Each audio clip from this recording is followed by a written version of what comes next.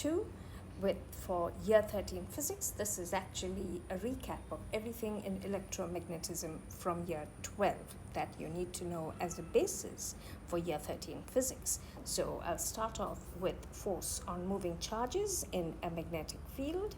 So whenever charges move in a magnetic field, they will experience a force so long as the direction of motion is at 90 degrees to the direction of the magnetic field. And the size of this force is given by either F equals BQV or F equals BEV, where Q and E stand for the charge. It's measured in coulombs.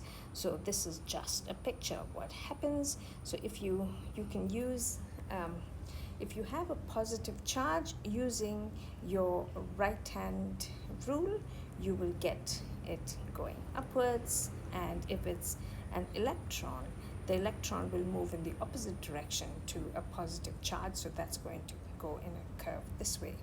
So the force is centripetal because it's at 90 degrees to its motion, and that's why they both move in a circular path as long as they're in the field. But once they leave the field, they're going to go in a straight line.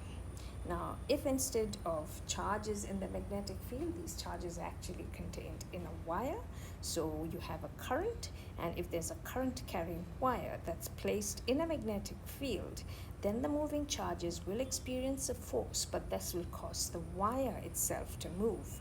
And this force is a maximum when the direction of the current is at 90 degrees to the magnetic field.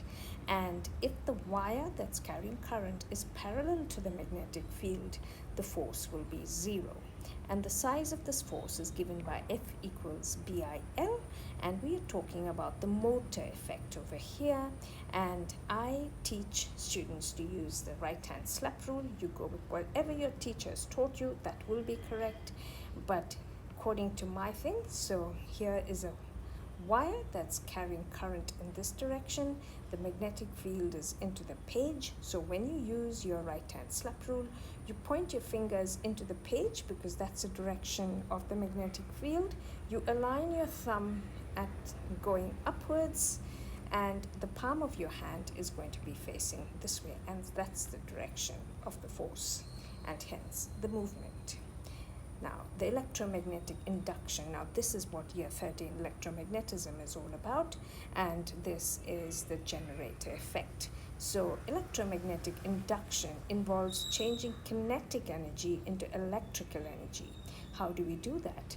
This is done by moving a conductor or a wire at right angles to a magnetic field. And in order to produce an induced voltage, you need 3 things. You need a conductor, you need the conductor to be something to be moving, and a magnetic field. And the size of this induced voltage is given by V equals BVL, and I've said what all those mean. And I teach students to use the left hand slap rule for this, but you go with whatever your teacher has taught you.